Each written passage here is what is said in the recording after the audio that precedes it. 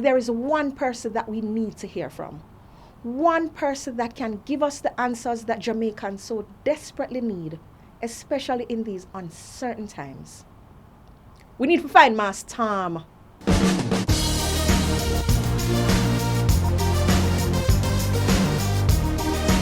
It's another episode of Campaign Chronicles. I'm your host, Davina, and joining me this week is my co-host, Jodi-Ann Quarrie, attorney at law.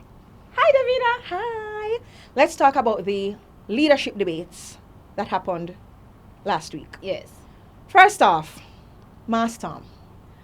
I'm not so sure about Maas Tom, Davina. Davina, the Prime Minister has referred to Maas Tom before as an elderly gentleman who he speaks to, who told him, do the right thing. Andrew held up his finger, ink-stained finger, and said, do the right thing after voting for him. We've heard about Maas Tom before, but Maas Tom came in the introduction in the speech that the Prime Minister made, and then came in the debate. At the second time when I heard about Maas Tom, I wasn't so sure that Maas Tom was even real. Maas Tom called me before I came to debate, and he said he was reading Peter Papatax Phillips' manifesto.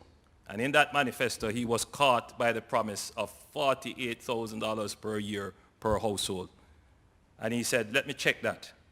And that worked out to about 200 billion Jamaican dollars.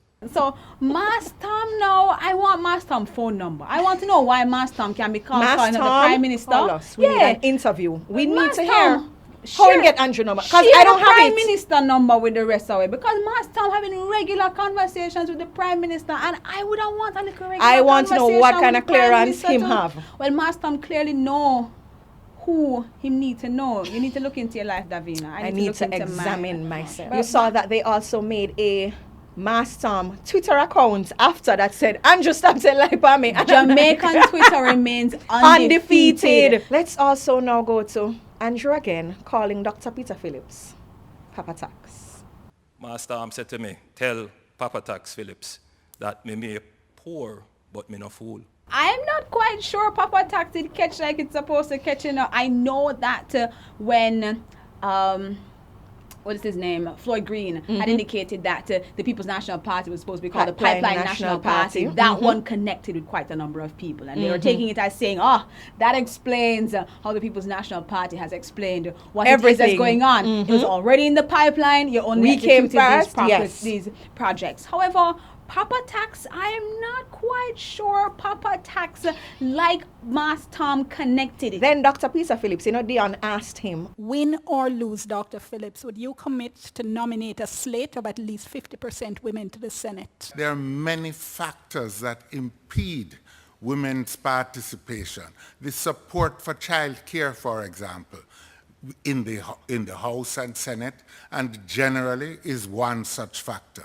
The fact that women carry a greater share of household work is also another factor. Many people took away from that this idea that the opposition leader wanted people, especially women, to stay home and do housework. That's what they got, yes. They could not manage and navigate the work of a parliamentarian or a senator and what were considered to be household chores. Now, understand that there are many women who are still constrained by household chores and don't have the opportunity to navigate certain spaces. But here in a political organization, you only need to find 2 more women, or 3, or 4. You tell me say the whole of PNP not had 2 more women, 3 more women, or 4 more women put in? What a shame, sir. Rough.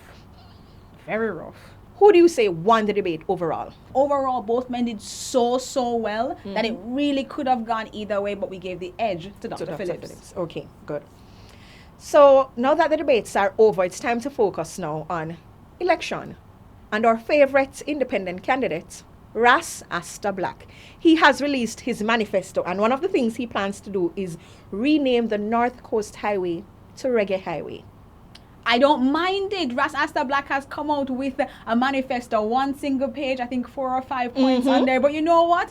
That manifesto look better than some other people who come out, you know. All candidates should have a manifesto, to be fair. Everybody. Especially at the constituency level. I don't care what the national plans are. Which road in my area you fix. How you get me water? How you help me in my constituency? He says he also plans to break up the monopoly that Digicel and Flow have on Jamaica. I'm want to tell you, Ras Asta Black, I wish I did my constituency, because me, Tired for the buffering. Tired of it. Rasta Black, you don't have my vote, but you have my support. I hope that goes towards something. Are you in Rasta Black's constituency? No, but I will support him from afar. Okay. The next independent candidate that we can't seem to shake, Rohan Chong. Why you say it's so sad and somber? You know, say ads every single day, morning, noon, and night. I'm not going to go and say ad because the one I am seeing is just his face on the TV, like no sound, nothing. And But the purpose of advertising is to give attention. Have you been paying attention to Rohan Chung? I have not because... No. Do you know his name? You know him whole name? True. Name the rest of the independent candidates. Do you know their names? No. Do you know which constituency he's running in? Yes, you do. Manchester Central. Do you know his symbol?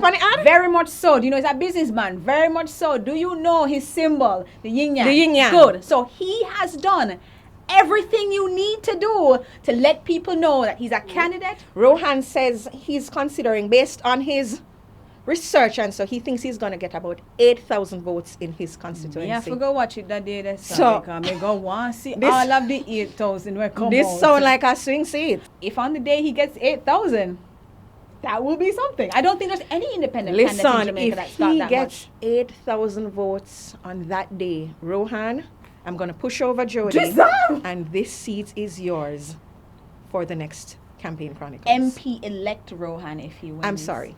Ras Asta Black, I would like to see your ad and some black drums, and then, we can shove over Jodi. This idea only involves shoving me over. No! And this seat can also be yours, Ras Asta Black. I think so as well. Anyway, you take it. Anyway, you get shoved over. Really, me a custom at this point in time. I'm ready. If you run for MP, then say.